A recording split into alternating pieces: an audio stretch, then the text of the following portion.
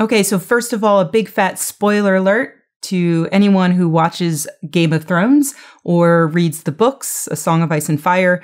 I am going to be spoiling I believe it's the Dance with Dragons book and the next season that has not aired yet of the TV show. So please leave if you do not want any spoilers. Okay, ready? So coming up in the next season is a pivotal scene for Cersei, who is a really fascinating character, I think. She is a powerful woman living in a severely misogynistic, patriarchal world. And so she grasps power in any way she can. For Cersei, that means marrying someone she hates, Robert Baratheon, staying married to him despite the fact that he's a drunken lout who she continues to hate and who maybe abuses her. And also pretending that her children are his, despite the fact that they are obviously the products of her super sexy incest.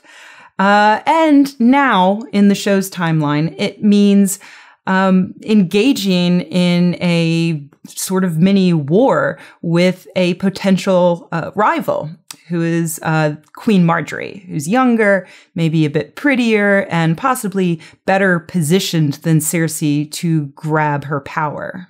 In the books, the way Cersei fights Margaery is by using those patriarchal systems.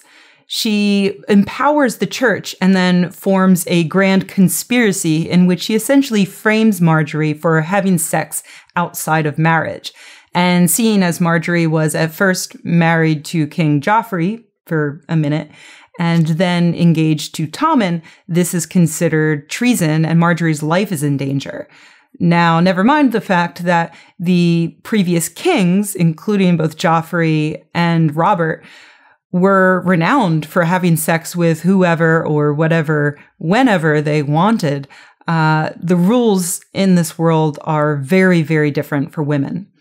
Unfortunately for Cersei, the plan backfires quite spectacularly, and she is punished by those exact same patriarchal systems that she set in motion against Margaery. And what better way to punish a woman in Westeros for stepping outside of the allotted roles for women, you know, the maiden, the mother, the crone, and for actually obtaining a huge amount of power in the way Cersei has done. What better way to punish a woman for scheming in the exact way that the men scheme all the time, but by reminding her that in Westeros, a woman's body is nothing more than a tool of that misogynistic culture. And so they do that by forcing Cersei to strip down and walk the city and allowing all of her former subjects to jeer at her and to recognize her as being a weak and powerless woman and not the powerful symbol that they had previously been so afraid of. Now, that's what happens in the books. What happens in the TV show remains to be seen. Lena Headey has said prior to this that she didn't want Cersei to appear naked on screen because it would take away from her power and the sort of fear and respect that she inspires. But of course, this scene is all about stripping away that power and that respect. And so she was excited to do the scene naked. Unfortunately, the Church of St. Nicholas disagrees. That is the Croatian church that stands in for the Great Sept of Baelor.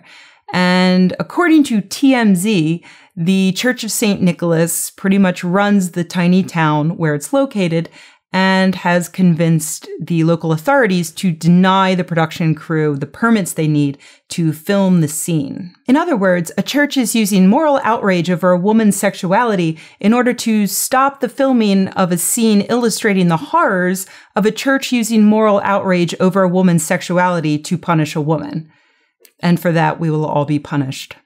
But don't worry, hopefully the Game of Thrones production crew will find a way around this. Either they could recast the church, or they could use their obviously quite large special effects budget to maybe hire Andy Serkis to wear a motion capture suit and stroll down the street. And then they could just paste a naked Cersei over top of him. You know, whichever. Hopefully the former. But the latter would be kind of fun.